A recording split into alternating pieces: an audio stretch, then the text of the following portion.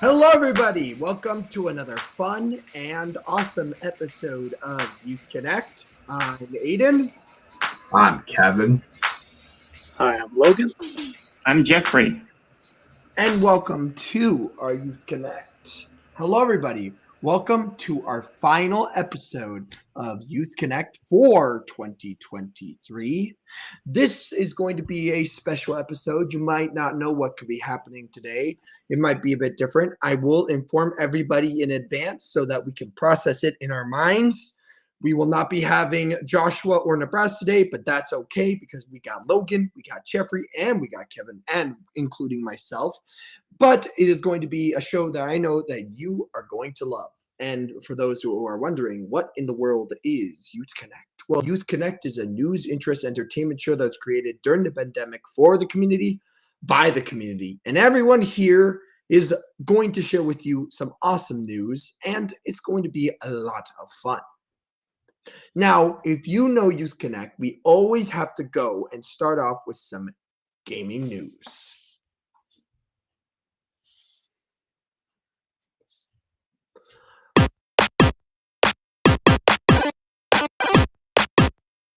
All right, guys. So usually is when I would say today is our spotlight game of the week, a game that we're going to be checking out that has either come out or something like that, yada, yada, yada. But today is actually going to be an app. And I'm going to be honest, sometimes I cannot find a way to kind of get myself up in the morning. There's really nothing exciting to look forward towards when I wake up sometimes, or at least that's how I feel every once in a while. I don't know. Sometimes I need to be like, I need a way to make me feel like I want to get up in the morning. And now I have an app for you that Pokemon has released recently. And we've talked about this one many times before, but now it is fully released. And today's Spotlight Game of the Week, or technically the Spotlight App of the Week, is going to be Pokemon Sleep. So guys, just like I said before, do you ever have trouble or struggle trying to get energized in the morning, or have the same old boring bedtime routine and it's kind of grown a bit tiresome? Well, now you can turn your sleep into entertainment with Pokemon Sleep. Playing this game is a very, very simple task. Just place your smartphone by your pillow, then go to sleep. Just like that, waking up in the morning becomes something to look forward towards. Your adventure takes place on a small island where you'll carry out research on how Pokemon sleep. You'll work with large Snorlax, who live on the island, and Neroli, a professor who's studying Pokemon sleep styles. Place your smartphone by your pillow when you go to bed to record and measure your sleep. The longer you sleep, the higher your score in the morning, and the more Pokemon you'll see appear around Snorlax. Your night of sleep will be classified as one of three sleep styles: dozing, snoozing, or slumbering. And in the morning, the Pokemon that sleep in similar ways will come gather around Snorlax. You may even discover a Pokemon sleeping in a rare style you'll hardly ever get to see normally. Each Pokemon has a number of different sleep styles to see how many you can discover and kind of try to complete your sleep Pokédex. So guys, this game, it sounds quite interesting and requires you to sleep. So the more you sleep, the more chances you are to find cool Pokemon. I think this will be a great game to wake up to in the morning. It makes me look forward to wake up and see what kind of Pokemon did I find when I was sleeping. So this is definitely a cool game/app that I recommend that you check out. It looks really fun. Anyways, though, next up, who do we have? I think we have Kevin. And Kevin is going to share some all-important news, and I just cannot wait to hear the interesting fact of the day.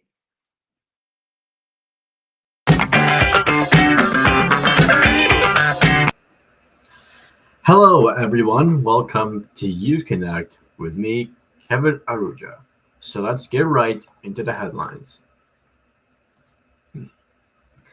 The Toronto diner featured on Food Network TV show to close its doors before 2024. How will Toronto fix its financial troubles in 2024? The NCAA teammates Calabrini, Hudson, and Willander chasing some dream at World Juniors. And the hoop star Shai Gilgeous Alexander named CP Male Athlete of the Year. An iconic Toronto diner has, I mean, sorry, an iconic Toronto diner that was featured on a popular Food Network television show will be closing its doors at the end of the year. The Rosedale Diner, located near Yonge Street and Marlborough Avenue, just south of Summerhill Subway Station, will host its last service on December 31st. In a social media post, the owner said it was time to hang up our aprons and retire after 45 years. They went on to say they have been blessed to share many unforgettable moments with customers, including first dates, proposals, birthdays, bachelorettes, parties, and weddings. The Rosedale Diner will be open regular hours between Wednesday and Sunday, with a final brunch service on December 31st, ending at 4 p.m. The website hints there could be party in the evening to celebrate the owner's retirement. The restaurant is known for serving a wide range of foods with a Middle Eastern flair. Customers reacting to the retirement announcement share fond memories on social media. It wasn't just the food they enjoyed, but the owner's banter and daily recommendations. It was also featured in the 2013 episodes of the Guy Fieri's shows on diners, drive-ins, and dives. Sorry, I didn't get that name correctly. Where the chef surprised the Food Network star with decadent duck poutine and sticky barbecue ribs. This past year may have been the turning point in Toronto's spiraling financial woes, thanks in large part to a landmark new deal around the city's finances. However, the city is not out of the woods yet, but it comes to a fiscal challenges, and some key questions will need to be answered in the year ahead. The city said in August that it was facing a $46.5 billion shortfall over the next 10 years, including a $1.5 billion operating shortfall for the 2024 and a $29.5 billion in capital needs. Toronto scored a big financial win recently in its new deal with the province, which is expected to provide $7.6 billion in capital reliefs in the coming years, as well as hundreds of millions of dollars to operate shelters and transit.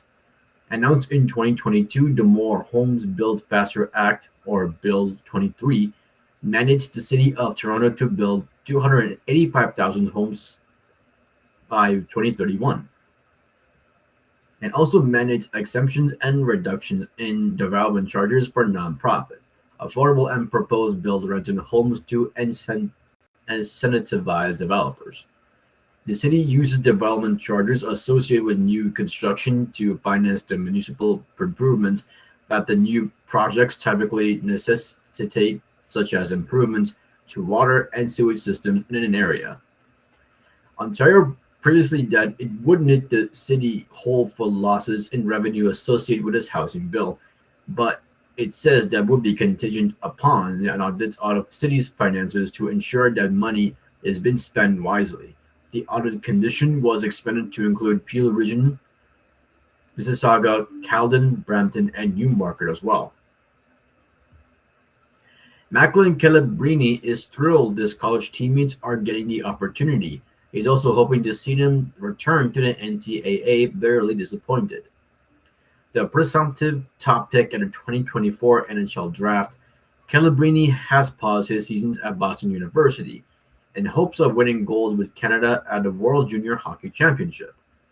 There are some familiar faces: Lan Hudson of the United States and Sweden's Tom Willander, kicking around Gothenburg looking to do the same. The 17-year-old Vancouver native burst onto the scenes with the Terriers this season, putting up to 10 goals and 25 points in 15 games before making his country roster for the under-20 tournaments. He's already added a pair of goals and 4 assists in 2 appearances at the annual showcases in Sweden. Hudson is 19 and as always going to be a part of the US setup if healthy. But Calabrini and the 18-year-old Willander were far less assured of spots on the national teams back in the fall.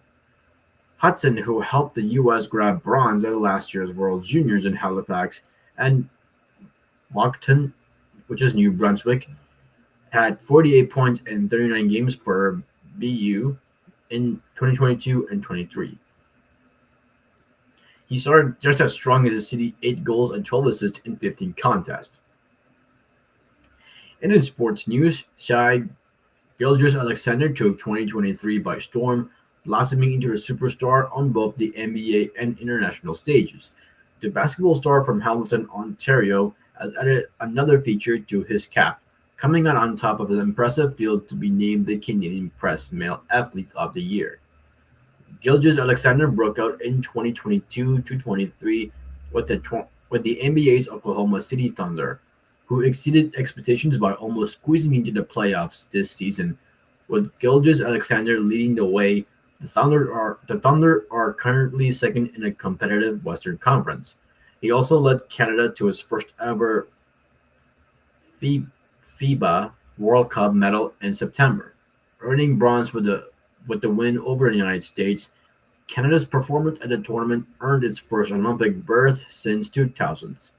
The 25-year-old finished with 12 votes in a survey of sports journalists and broadcasters across the country, placing just ahead of Edmonton Oilers captain and NHL superstar Connor McDavid.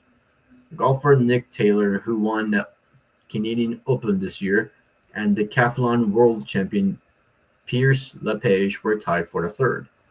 The 2022-23 season was Gilgeous-Alexander fifth in the NBA. He finished fourth in the league in scoring, playing 68 games, his first time competing in more than 56 since his sophomore year.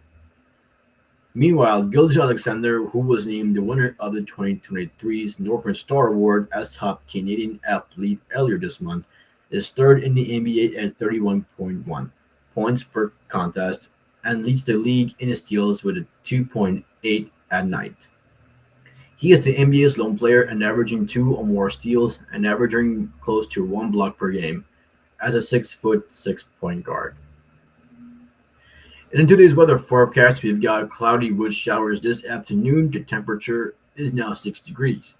And tomorrow we will get a mix of sun and clouds, and the temperature will be 1 degree. And now for the topic for an interesting fact, I'm going to talk about Happy New Year. Yes, that is New Year. So the New Year is the time or day which a new calendar year begins as the calendar's year count increments by 1. Many cultures celebrate the event in some manner. And now that 2023 is coming to an end, most of us look forward to starting a whole new year. Many places around the world begin New Year celebrations on December 31st.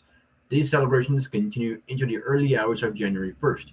Before we ring in 2024, let's get some facts about New Year's Day. So the first fact is, how does everyone celebrate? Here in North America, we usually ring in a new year by gathering with family and friends for parties, or even special meals and spectacular fireworks displays. In Greece, a gold or silver coin is baked into the cake called a vasilopeda. The person who receives the piece of cake with the coin inside is said to have good luck the rest of the year. In Spain, they ate 12 grapes at midnight on New Year's Eve to bring 12 months of happiness. While in Bolivia, families often hang small homemade dolls outside their homes for good luck. And the second fact is, why do we make resolutions? Many of us do make resolutions for the coming year. We promise we will do something better or different after January 1st, whether it's quitting a bad habits or getting better grades at school. But where did we get this idea of making resolutions for the new year? It's believed that the ancient Babylonians were the first one to make New Year's resolutions. They made promises to begin the year off right to earn approval of the gods. And our third fact is, who celebrates first and last? I want to be one of the first people to welcome the new year. Visit the tiny specific island nation of Kiribati. It's located in the earliest time zone, so it's always the first place on Earth to welcome a new year. As for the last place to ring in the coming year, the title belongs to American Samoa in the South Pacific Ocean. This is Kevin Aruja reporting news from Youth Connect, and I'm sending it back to Aiden. See you next Friday. Okay, guys. So I know that New Year is a very important event, especially for a lot of people. But I have to ask a very simple question. What is your New Year's resolution? Do you guys have a New Year's resolution? Do you guys have one? Or technically a New Year goal, I should say. What is your New Year goal? Do you guys have one yet, or are you still thinking about it? I mean, I like to do more live performances. That'd be probably mine. Oh, that's a great goal. What about you, Kevin? Do you have a goal? I still haven't think about it, but I'm still gonna make resolutions. That's good. That's good. What about you, Logan? Do you have one? My resolution is just to do as good next year as I have this year. All right. Sounds like Love a plan. that. And for everybody in the chat, please tell us what your favorite thing or your goal, New Year's goal is going to be, because we want to know. It's very interesting to know about. So let's move on to second gaming news. Now, this is actually a combination of world news / gaming news, a bit of a weird one. So, guys, if you know about Mark Zuckerberg, he's worth over $100 billion. He's quite a bit of a rich person. And you might think to yourself, what does the world's sixth person, the richest person, the sixth richest person in the world is going to be doing with their life? Mark Zuckerberg is definitely going to be interesting because he's also bringing a real, kind of like a Ready Player One metaverse coming, as you know, with his Facebook. And apparently is going to be building a spiraling mansion complex with a massive underground bunker that sounds like a cross between BioShock and Fallout. So according to online sources, which apparently published an investigation into this grand construction plan, there were local politics and a swirl of NDAs and secrecy underpinning the Meta founder and CEO's home on the Hawaiian island of Kauai. I apologize if I'm butchering the name. But the magazine describes a 1,400-acre compound with 2 mansions whose combined footprint is roughly the size of a football field. A network of 11 disc-shaped tree houses is planned nearby, while a separate facility will house a gym, pool, tennis course, and other luxuries. While the project takes wings from the eccentric billionaire paradise to video game villain, it is going to be planned as a 5,000 square foot underground shelter connected to the mansions via a tunnel and complete with a blast door. The door in the underground shelter will be constructed out of metal and filled in with concrete, a style common in bunkers and bomb shelters. The compound also sports elevators, soundproof walls, secret entrances, and its own water tanks. So, a lot of people are very confused on why Zuckerberg is creating a 2-mansion-sized house with lots of other stuff, like he's planning for the apocalypse to end. Very, very strange behavior, but as all things are, we consider Mark to be, well, there's rumors of him being a lizard person. There's a lot of weird things. He acts really like a robot, and it is very strange in the way that he responds to things. But again, he is a great mind, and it is very interesting to see what's going on inside that head. But I guess if I had the money to do anything I want, I would also do strange projects like this. But it's very interesting to see what he's doing, and the way he's building is definitely very intriguing. A lot of people are saying that aside from the reported criticisms from local residents, because exactly he's building on an island that was local. So that caused several issues, and the raft of NDAs allegedly signed by compound staff that discouraged them from talking about people injured on the job. So he doesn't want to talk about people getting injured in his facility. It doesn't take long for the compound to conjure images straight out of a video game, because a lot of things that we're hearing about this about this strange place. Definitely brings in that weird game atmosphere. But again, let Mark do what he wants. He's rich. I'm not rich. I can't build 2 mansions in an underground bunker. But let him do what he wants to do. Very, very interesting. That's very strange. But this is where I'm going to bring in the next person. And next up, we have Logan, who's going to be bringing us some cooking knowledge or whatever. Yeah, actually, no, I hope it's some cooking knowledge that he has to share with us today. But I never know. He could do something unusual, something unique. But let's hear what Logan has to share with us today.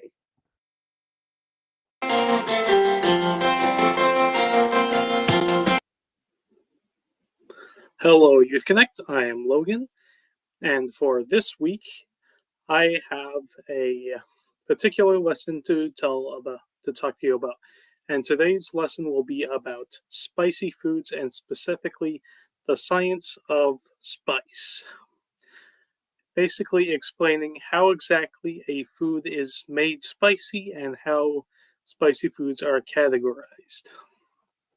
So, the first thing that we're going to talk about is what makes food spicy. And it's because of a chemical inside that food known as capsaicin. Now, capsaicin is a chemical irritant that was evolved by many plants, and specifically many plants that bear fruit. And there are a bunch of plants that produce capsaicin, but of course, probably the most prevalent one that we'll be talking about are chili peppers. And so, chili plants basically evolved capsaicin as a way to irritate anyone that tries to eat them and make them less appealing to eat. The irony being that we humans have very, very peculiar and very strange taste buds when you think about it. And we decided that we liked that spice and we wanted that spice instead. So you're probably wondering how this chemical capsaicin makes food spicy, makes the pepper spicy. And that's because they activate taste receptors in the mouth called TRPV1. Now, these same taste receptors are also triggered by stuff like intense heat. So that's how you know if you ever eaten a hot pepper and you felt like your mouth was all on fire and everything. Well, that's because capsaicin in those peppers would trigger the same taste receptors that would also be triggered if your mouth was actually on fire. Another thing that trips up the TRPV1 receptors is alcohol. And that's also, to anyone out here who had alcohol, like say a wine or like a little sip of bourbon, that's probably why you felt that intense burning sensation as it comes down when it hits your tongue and goes down your throat. In fact, TRPV1 receptors can actually be found all the way down the digestive tract, which you would probably know if you ate a very spicy food and then felt it later when it was coming out the other end. Yeah, that I'm sorry y'all had to hear that, but it's true. So, when talking about how the spiciness, like how the heat content of a food is measured, they're measured in the form of Scoville units. And so what Scoville units are is they basically are a rating of the spiciness of a chili pepper dependent on the concentration of the capsaicin chemical in that pepper. And so I will be going over a few example ratings, going from least spicy to most spicy as an example. So my first example is the bell pepper. Now I'm sure we all had these, and I'm sure we all know that these are not spicy at all. In fact, they're very, very sweet. And you probably figure that because of that, they would have a low Scoville rating, potentially even a 0, and that would be correct. Bell peppers are rated a 0 on the Scoville heat index, which means that they have no spice whatsoever. Now moving on a little upwards, we have the jalapeno. Now, I'm sure we've all tasted these too, like in the form of, say, a jalapeno popper. Maybe you have them on your nachos. And I'm sure a lot of you, and I'm sure a fair few of you have tried eating a whole jalapeno pepper raw, and you know that it can be very spicy, very unpleasant. Now, jalapenos come at a rating of 2,500 Scoville units, and that may seem like a whole lot. Like, oh my goodness, bell peppers, they were a 0, jalapenos, 2,500. Wow, what a huge leap. But trust me when I say this, when I show you some of the other things we're going to talk about, this rating, 2,500, that will look like a drop in the bucket. Just mark my words. So the next pepper I'll go over are Tabasco peppers. And you probably figured from their name that these are the key ingredient in the Tabasco hot sauce brand. And they come out at a Scoville unit of a Scoville heat rating of 25,000, making them 10 times hotter than a jalapeno. So the next pepper that we'll be talking about is cayenne pepper. Now, a few of you probably had cayenne pepper too. These are the, you usually find it in like super hot foods, like in a restaurant for the very exceptionally spicy parts.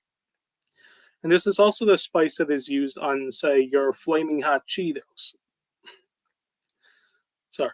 This is also the spice that they sprinkle onto your flaming hot Cheetos, which is where it gets its intense heat and also its deep red color from. And cayenne pepper comes at a heat rating of 50,000. This makes them 20 times hotter than a jalapeno. Next up on the rating, we have the habanero pepper.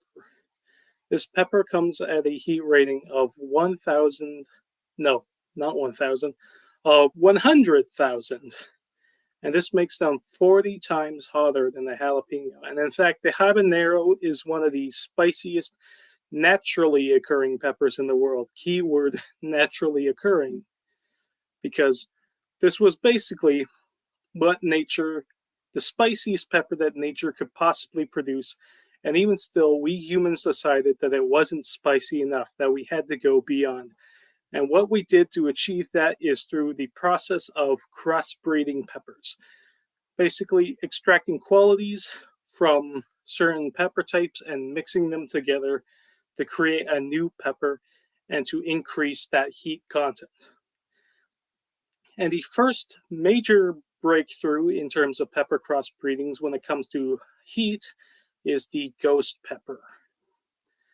Now, the ghost pepper is an artificial crossbreed between the habanero pepper, the one we talked about just a while ago, as well as the Tabasco peppers, which we talked about previously. Now, the ghost pepper comes in at a staggering 750,000 Scoville heat units. That makes them over 300 times hotter than a jalapeno. And so the next pepper that we go on to is this one here. This one. This is the Carolina Reaper. Now, the Carolina Reaper is a crossbreed between the previous ghost pepper and the habanero, which effectively makes this a crossbreed of a crossbreed when you think about it. And the Carolina Reaper comes in at a staggering 1.5 million Scoville units, making them over 600 times hotter than a jalapeno. And for well over a decade, this pepper actually held the record for the spiciest chili pepper in the world, until very recently, just a few months ago, when this guy came along. This is Pepper X.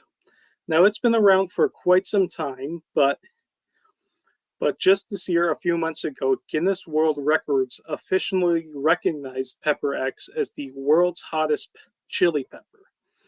It is made from an unknown crossbreed of peppers by the same guy who created the Carolina Reaper. And the Pepper X comes in at an astonishing 2.7 million Scoville units, making it over 1,080 times hotter than a jalapeno. And so, as I said before, Pepper X represents the hottest chili pepper in the world, but it isn't actually the hottest thing in the world, the hottest edible substance to say. That would be this. What I have right here as a picture is a bottle of Mad Dog 357 Plutonium number 9. And this is the hottest, the spiciest hot sauce in the entire world. This sauce comes in at a astonishing 9 million Scoville units. And it achieves that insane spice from the fact that despite being labeled as a hot sauce, it's not really a hot sauce. What it is pure capsaicin extract. And in case you need a reminder, capsaicin is the very chemical that is responsible for making pepper spicy. So just the pure capsaicin, just refined into its hottest form possible, in the form of this hot sauce. It is said to be so spicy that just adding a single, as I was saying, this hot sauce is so spicy that it's said that adding just a single drop of it, just one tiny drop, in a 2-liter bottle of water, and then taking a single sip of it will make you sweat. This is how insanely spicy it is. A single drop in 2 liters of water can seriously make you sweat from it. In fact, this thing is so spicy that it is dangerous to consume on its own. It even warns you about that on the bottle. It is explicit. They warn that you should not drink it purely by itself, and that it is specifically a food additive because it's just too hot. And so, yeah, that just about reaches that's just about the apex of edible spice, and beyond that, it is probably too dangerous to eat. So I think we will leave it just about right there. So that is my little lesson on the science behind spicy foods. Thank you for tuning in to my show this week, and back to you, Aiden.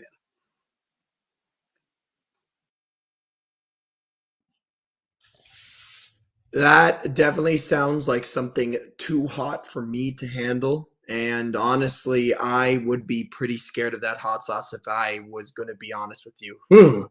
If I even tried a little bit of that, I don't think I would be able to eat anything because I feel like it would just completely dull out your senses. Now, I don't know if there's any Spice fans in the chat, but I bet you that if you would you guys try out this hot sauce? I definitely would have to. I heard that one drop could literally recharge a Tesla. That would be quite amazing. Imagine using the whole bottle. It could fuel a rocket ship probably. You know what? It definitely is interesting, and I always love the class. I agree with you, Jas. You know, it's always great to have that. Thank you so much, Logan. Always awesome to have that cooking knowledge. All right, guys. Final video game news. We have to do our board game of the week, similar to our video game of the week, but it's a board game. And today's board game is something very simple called Far Away. Yeah, no, I agree. I wouldn't be able to try it. But welcome to Alula, a mysterious continent with ever-changing geography, shaped after the rhythm of the seasons. Beyond the sea of mists lie the mysterious continent of Alula. Roam across the land in search of its secrets and meet its inhabitants and list its wonders in order to gain more fame than your opponents. Throughout the game of Far Away, you'll play a row of 8 cards in front of you from left to right, and these cards represent the regions you will come across while exploring the lands. Characters on these cards will grant you victory points if you later fulfill the conditions that they demand. And at the end of the game, you'll walk back the same way, scoring cards in the opposite order you played them. There lies the heart of the gameplay. Throughout the game, the cards you play will serve both to set new objectives and to meet the new ones you previously played. In each turn, you play a card from a hand of 3, then you pick a new card from a face-up river.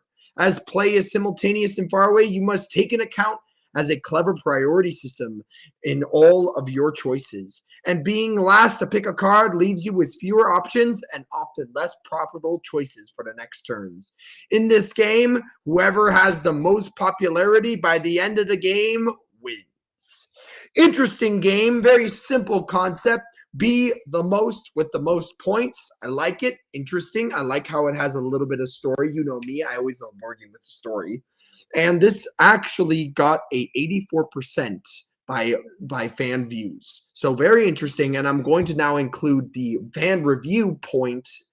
And this one had 84%, but the next one might have a 10%. Be looking forward towards that. Anyways, though, let's keep the train moving. I hope that you guys are ready. Let's have Jeffrey, for the last time of 2023, to sing some live music.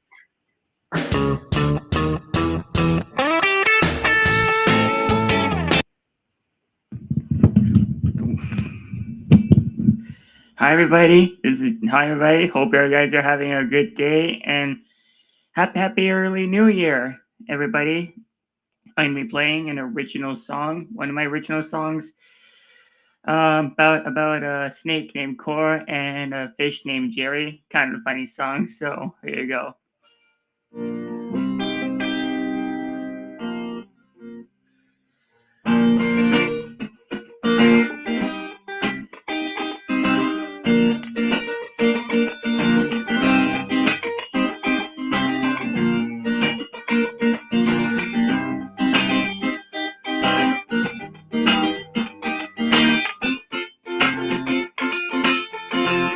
Had a fish named Jerry who's found on a ferry, and people said that it could fly, fly, fly. When I cried, it wobbled and stayed. It was all a lie, lie, lie. Jerry swam in a dam, like he did this world, and he jumped and he bumped, and he gave a fishtail bump. Come on, Jerry, whoop, whoop, whoop. You're so merry, whoop, whoop, whoop. You went for a dip, and then you did a flip, whoop, whoop, whoop.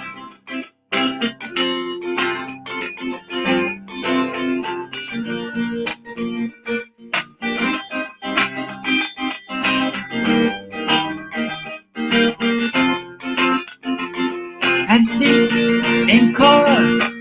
Her mom lived in a bar with skin so smooth and shiny and legs so teeny tiny. Go, go, go. When I she slithered.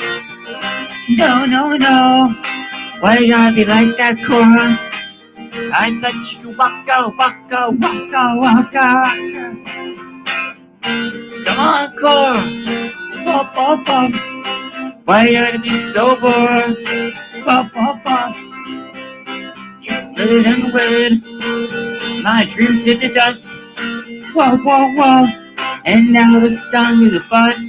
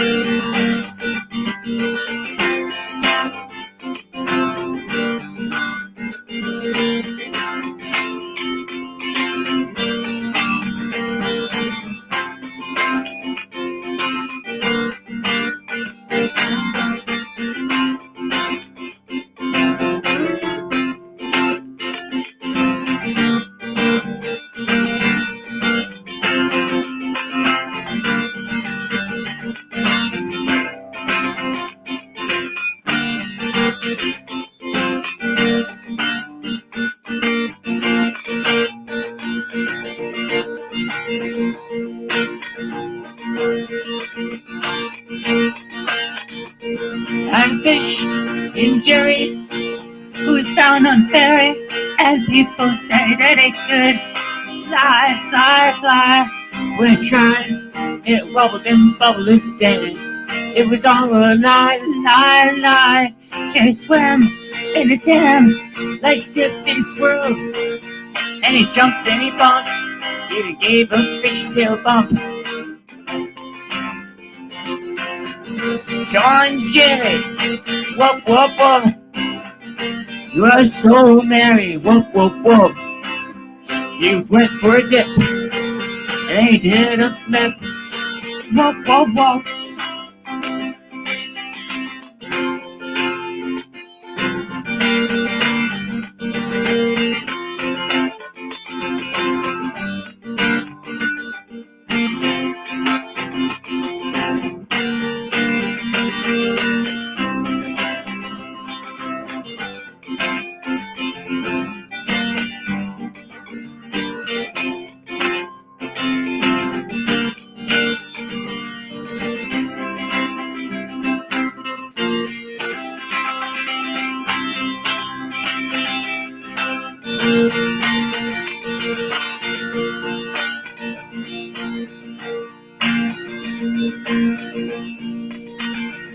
I had a snake named Cora, a bomb left in a bar, with skin so smooth and shiny, and legs so teeny tiny. Go, go, go. When I tried, she slithered. No, no, no. Why you gotta be like that, Cora? I thought you could waka, waka, waka, waka. Come on, Cora. Whoop, whoop, whoop. Why you gotta be so bored? Whoop, whoop, whoop.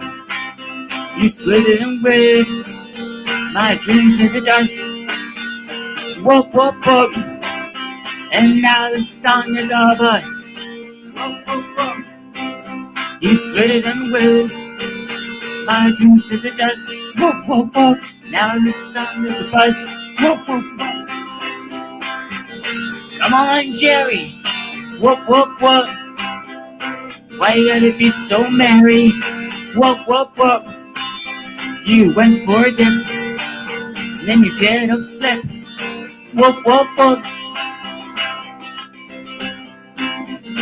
Come on, Cora. Whoop, whoop, whoop. Why you gotta be so warm? Whoop, whoop, whoop. You split it and win. My dreams in the dust. Whoop, whoop, whoop. Now the song is a bust.